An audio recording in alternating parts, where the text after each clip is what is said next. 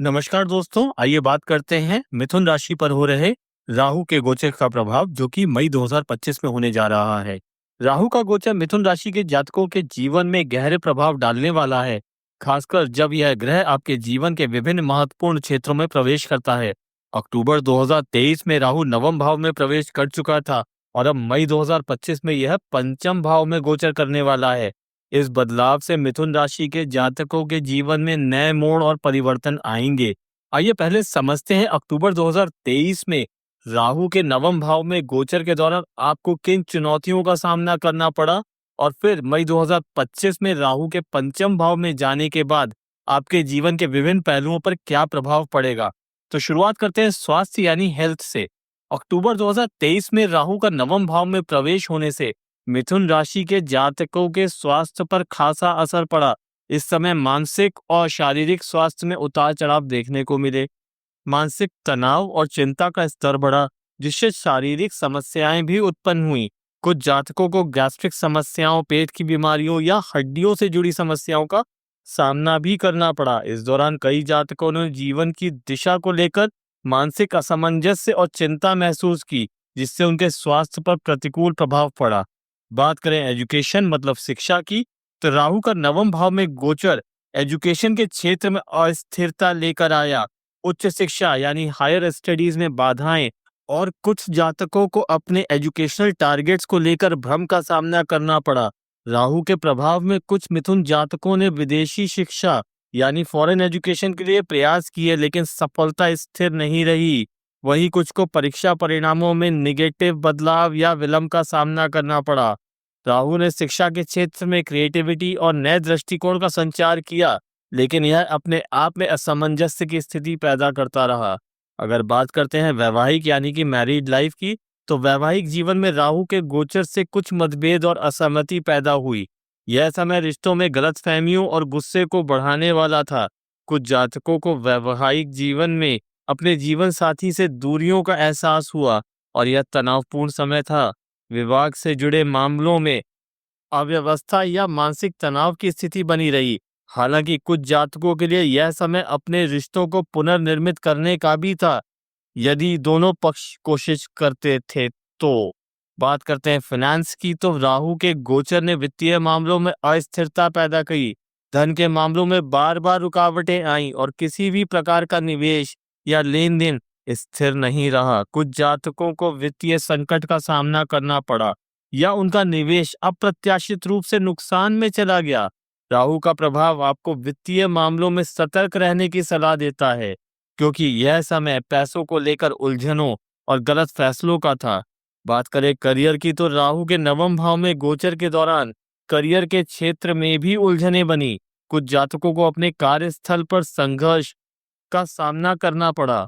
राहु के प्रभाव में कार्यों में क्लैरिटी की कमी रही और जातकों को अपने करियर के भविष्य को लेकर निरंतर संशय का सामना करना पड़ा। कुछ के लिए यह समय करियर के संदर्भ में आधिकारिक बदलाव या ट्रांसफर का था, लेकिन निर्णय स्थिर नहीं थे। तो क्या होने वाला है मई 2025 में, जब राहु का पंचम भाव में गोचर होगा आपकी राशि में। अब मई 2025 में राहु जब पंचम भाव में प्रवेश करेगा, तो यह समय आपके जीवन में बड़े बदलाव लेकर आएगा। राहु पंचम भाव में आकर आपकी क्रिएटिविटी, प्रेम, संतान और शिक्षा के मामलों को प्रभावित करेगा। अगर बात करें स्वास्थ्य यानी कि हेल्थ की, तो मई 2025 में राहु के पंचम भाव में गोचर करने से स्वास्थ्य में नए प्रभाव आएंगे। इस समय मानसिक तनाव की स्थिति कम हो सकती है, लेकिन मानसिक चिंता और अस्वास्थ्य की स्थिति बनी रहेगी। राहु का प्रभाव आपको अपने स्वास्थ्य के प्रति अधिक जागरूक करेगा। खासकर मानसिक शांति के लिए आपको योग और ध्यान की आदत डालनी चाहिए। आंतरिक संतुलन और शारीरिक तनाव को कम करने के लिए उपायों की आवश्यकता होगी। स्वास्थ्य में हल्की फुल्की समस्याएं हो सकती हैं, लेकिन मानसिक स्थिति में सुधार देखने को मिलेगा।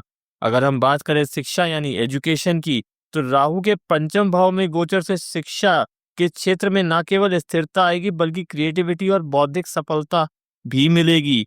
यह समय उच्च शिक्षा यानी हायर एजुकेशन, प्रतियोगिता और शैक्षणिक योजनाओं में सफलता का है। आपको शिक्षा के क्षेत्र में नए अवसर मिल सकते हैं, खासकर अगर आप क्रिएटिव विषयों में रुचि रखते हैं। हालांकि राहु के प्रभाव में यह भी हो सकता है कि आप अपने अध्यापक या मार्गदर्शक से मतभेदों का सामना करें, लेकिन यदि आप सही दिशा में कार्य करेंगे तो सफलता संभव है। मैरिड लाइफ यानी विवाहित जीवन की अगर बात की जाए तो मई 2025 में राहु के पंचम भाव में गोचर से विवाहित जीवन में एक नया मोड़ आएगा। प्रेम और रिश्तों के क्षेत्र में उत्साह और सकारात्मक बदलाव देखने को मिलेंगे। यदि आप पहले अपने साथी से संबंधों में असमंजस्य का सामना कर रहे थे, तो अब आप एक मजबूत और अधिक संतुलित संबंध बना पाएंगे।